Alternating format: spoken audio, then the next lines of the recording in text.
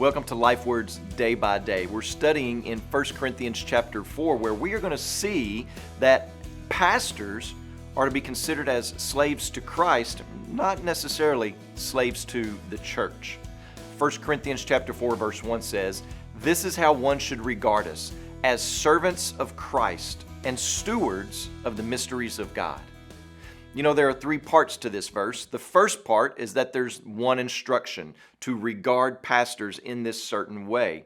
And there's two identifying markers of how we are to think of pastors, and that is as servants and stewards.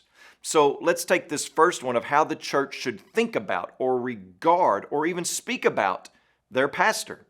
I first want you to notice that Paul writes how one should regard us. Paul is referring to himself and to Apollos, whom he mentions back in chapter 3, verse 22. So Paul is specifically talking about apostles and leaders, pastors within a church. And he's telling us that there is a specific way that the church is to regard or think of her pastors. We should have a certain mindset, a certain attitude when it comes to how we think of pastors and what we expect from them. So how do you regard your pastor? And what is your ideal pastor?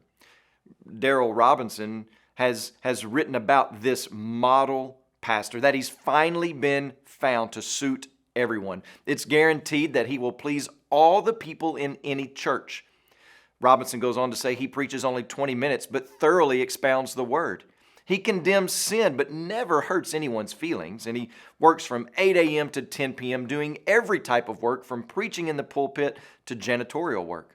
He makes $200 a week. He wears good clothes, buys good books regularly, has a nice family, drives a nice car, and gives $50 a week to the church. He stands ready to give to any good cause also.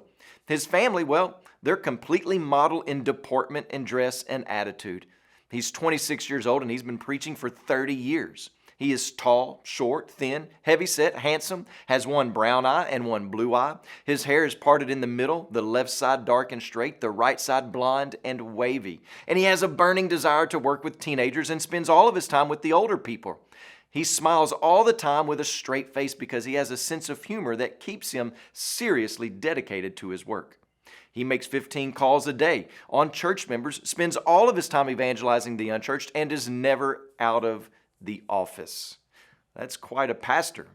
You know, everyone has their own ideals and expectations of a pastor, and they are often built off of their favorite pastor or even sometimes their least favorite pastor. And that's a natural tendency for us as humans, but what we need is a biblical tendency. And Paul says that the pastor is a servant of Christ, a steward of the mysteries of God. And what becomes important is to whom the pastor belongs. He belongs to Christ.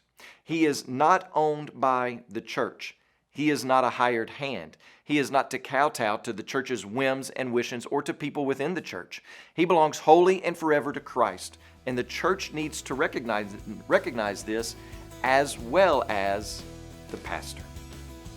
When you pray today, please remember Sam Freeman and his family, our missionaries in the Philippines. And also remember the Imbugu Lifeword broadcast that's heard in Tanzania.